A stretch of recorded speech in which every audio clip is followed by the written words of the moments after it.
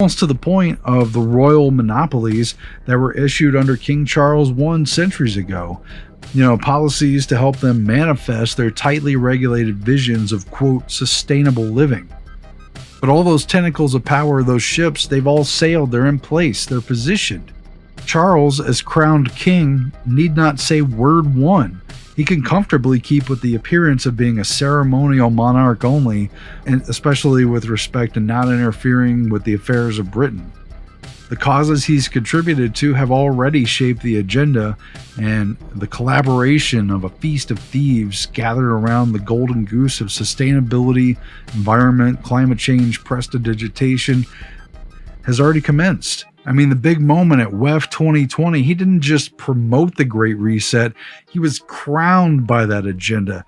He announced it to the world in the appearance of being a monarch, during this WEF 2020, where he was sort of king of the world with this issue. It was in that context that he announced the beginning of the Great Reset agenda, officially launched there at WEF 2020 with all the other people that are connected to it. Please welcome His Royal Highness, the Prince of Wales.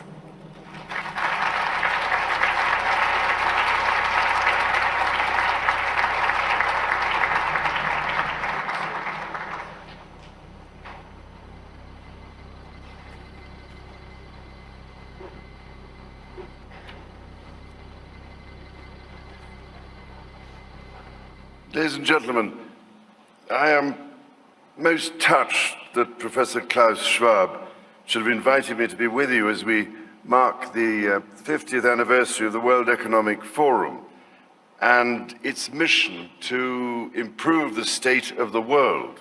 It is this mission and the urgent need to shape the next 50 years that has inspired me to be with you here today. Real quick, I just want to point this out because I noticed it and I can't unsee it now. They didn't just crown His Royal Majesty at the 50th anniversary of the 2020 WEF meeting where it was Charles, not Klaus Schwab, who officially formally announced the Great Reset. We live in such a video game at this point that they literally went out of their way to crown him with the United Nations 2030 Sustainable Development Goals. So check out his ginormous rainbow fleur-de-lis crown here. You think that there'd easily be 3 sections of 6 lines to make this graphic, but no, the middle section only has 5 for a total of 17 lines. And where have you seen that number? Well, you have a total of 17 sustainable goals on this UN Global Goals chart, each one being a different shade of a color, and no 2 are the exact same color. Now look at his crown. There are 4 blue lines. You also have 4 blue goals, corresponding to those shades of blue. There's 3 green ones for the 3 green goals, 3 yellow shades for those, and the rest are shades of orange, red, and pink. What I'm saying is they actually went to the trouble of having a graphic designer sit over there somewhere in a cubicle and make each line in Charles' WEF crown to correspond to the shade of a color of one of these UN SDGs.